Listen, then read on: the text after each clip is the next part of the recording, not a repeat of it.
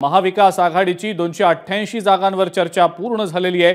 पहिल्या टप्प्यातील चर्चा महाविकास आघाडीची पूर्ण झाल्याची माहिती मिळतेय। तर तिढा असलेल्या जागांवर दुसऱ्या टप्प्यामध्ये चर्चा केली जाणार आहे। वरिष्ठ नेत्यांसोबत बैठक होऊन अंतिम निर्णय घेतला जाणार आहे आणि यासाठी तीनही पक्षांकडून एकत्रित सर्वे देखील केला जाणार आहे। महाविकास आघाडी लवकरच संयुक्त मेळावे आणि नेत्यांच्या दौऱ्यांच्या कार्यक्रमाचं नियोजन करत विधानसभा निवडणुकीच्या प्रचारात उतरणार आहे।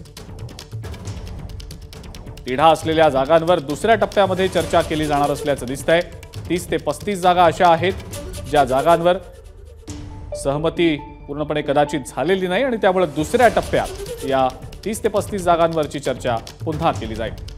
मात्र पहिल्या टप्प्यातली चर्चा आता पूर्ण झाल्याची माहिती मिळते।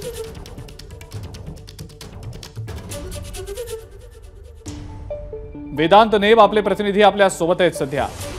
वेदांत, महाविकास आघाडीची 288 जागांवरची चर्चा पूर्ण झालेली आहे। पहिल्या टप्प्यातली ही चर्चा आहे, मात्र काही जागांवर अजून सहमती होणं बाकी आहे, त्यामुळे त्यावर दुसऱ्या टप्प्यात चर्चा होणार असल्याचं समजतंय। काय नेमकी माहिती?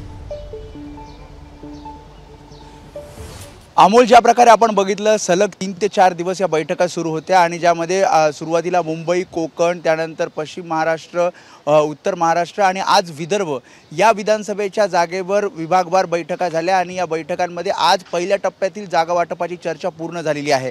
यामध्ये काही जागांवर संमती झालेली आहे। अशा काही मोजक्या जागा आहेत, साधारणपणे आपण माहिती घेतली त्यामध्ये एक साधारणपणे 25, 30, 35 अशा जागा आहेत जिथे तिढा आहे, ज्यामध्ये 2 पक्ष किंवा मग 3 पक्ष हे त्याच्यावर आग्रही आहेत किंवा त्यांचा दावा आहे आणि त्यामुळेच या तिढा असलेल्या जागांवर दुसऱ्या टप्प्यात चर्चा होणार असल्याचं सांगितलं जात आहे। महत्त्वाचं म्हणजे लवकरच महाविकास आघाडीतील नेत्यांचा संयुक्त मेळावे, जसं आपण बघितलं एक मेळावा षण्मुखानंद मुंबईमध्ये झाला होता, अगदी तशाच प्रकारचे प्रचारासाठीचे संयुक्त मेळावे हे महाराष्ट्रभर होणार आहेत। त्याचं नियोजनसुद्धा केलं जाणार आहे आणि त्यामुळेच एक प्रकारे महाविकास आघाडीचे सर्व नेते निवडणुकीच्या प्रचारासाठी रणांगणात उतरलेले आपल्याला पाहायला मिळतील।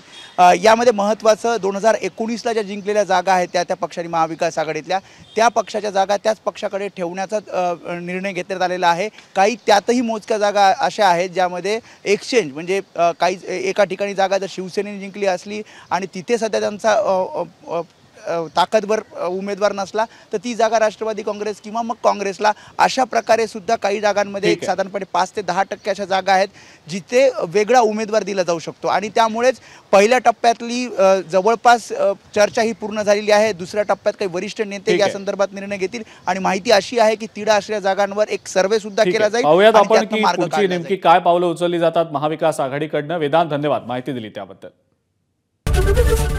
एबीपी माझा, उघडा डोळे बघा नीट।